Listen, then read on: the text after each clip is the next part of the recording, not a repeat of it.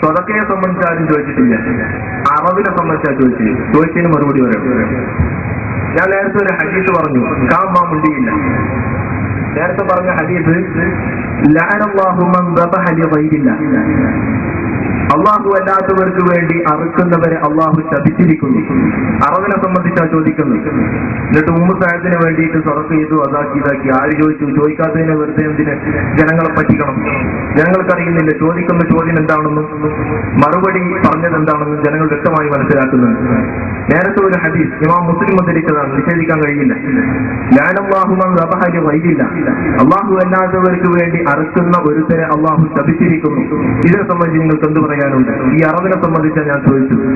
അൽഹംദുലില്ലാഹി റബ്ബിൽ ആലമീൻ, വസ്സലാത്തു വസ്സലാമു അലാ അഷ്റഫിൽ മുർസലീൻ വഅലാ ആലിഹി വഅസ്ഹാബിഹി സ്വാലിഹീൻ. അമ്മാ ബഅദ്.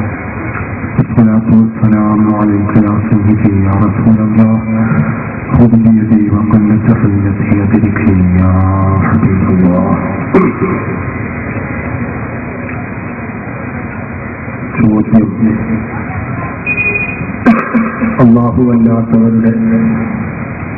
അല്ലാത്തവർക്ക് വേണ്ടി അറുക്കപ്പെട്ടതിനെ കുറിച്ചാണ്. അതിന്റെ ശരഈയായ മറുപടി ഇവിടെ വിശദീകരിച്ചു കഴിഞ്ഞു. അപ്പൊ അദ്ദേഹത്തിന്റെ ഉപചോദ്യം മൻ ദബഹ ലിഗൈരില്ലാഹി എന്ന് തുടങ്ങുന്ന ഈ ആശയമുള്ള അല്ലാഹു അല്ലാത്തവർക്ക് വേണ്ടി അറുത്താൽ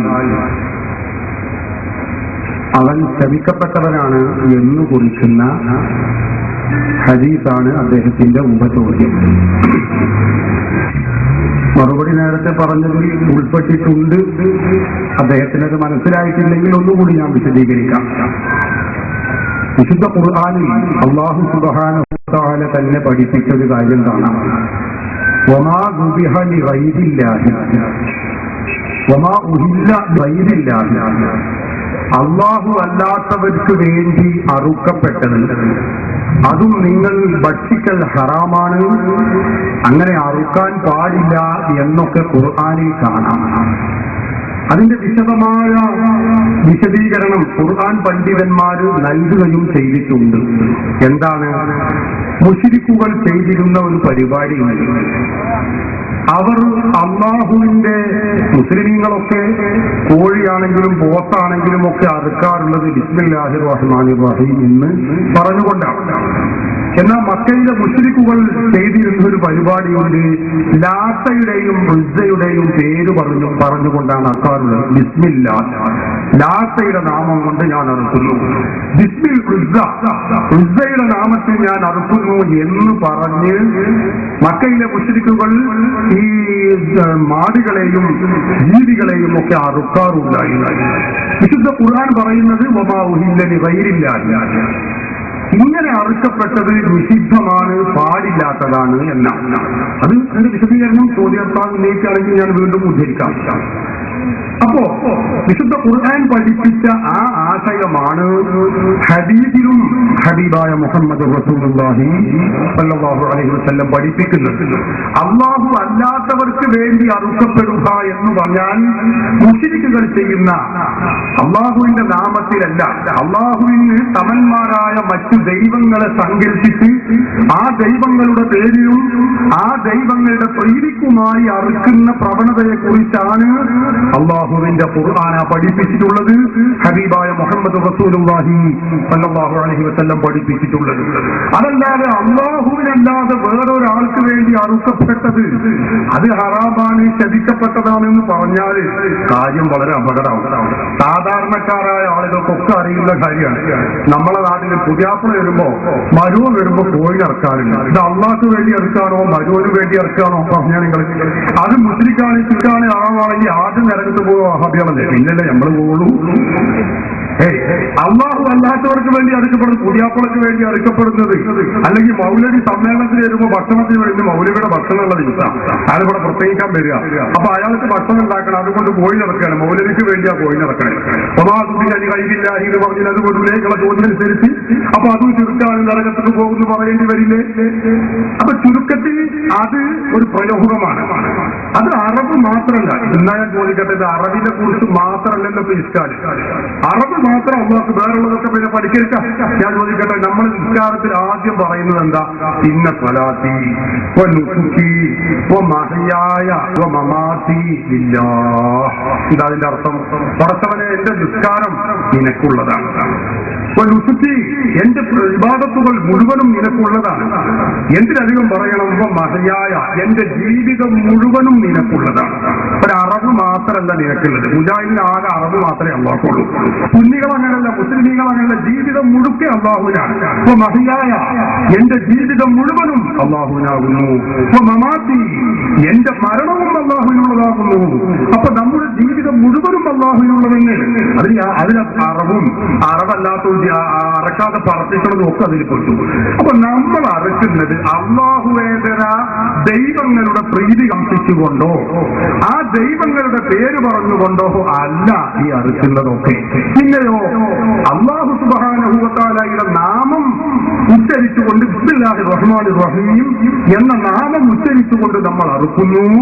എന്നിട്ട് ആ അറുത്ത ജീവിയുടെ മാംസം മുഹയ്യദ്ദീൻ ഷേഖിന്റെ പേര്, ബദരീങ്ങളുടെ പേര്, റസൂലുള്ളാഹിയുടെ പേര്, പലതിന്റെയും പേര് നമ്മൾ സ്വതക്ക ചെയ്യും, ദാനം ചെയ്യുന്നു.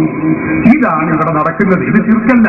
അങ്ങനെയാണെങ്കിൽ നിങ്ങൾ ഓതിയ സഹീഹുൽ മുസ്ലിമിൽ തന്നെ കാണാം, ഹബീബായ മുഹമ്മദ് റസൂലുള്ളാഹി സ്വല്ലല്ലാഹു അലൈഹി വസല്ലം തങ്ങൾ ഒരു ദിവസം 100 ഉളഹിയത്ത് അറുത്തു കൊടുത്തത്. ഒരു സന്ദർഭത്തിൽ ഉളഹിയത്ത് സന്ദർഭത്തിൽ 66 എണ്ണം അള്ളാഹുവിന്റെ റസൂൽ അറുത്തു.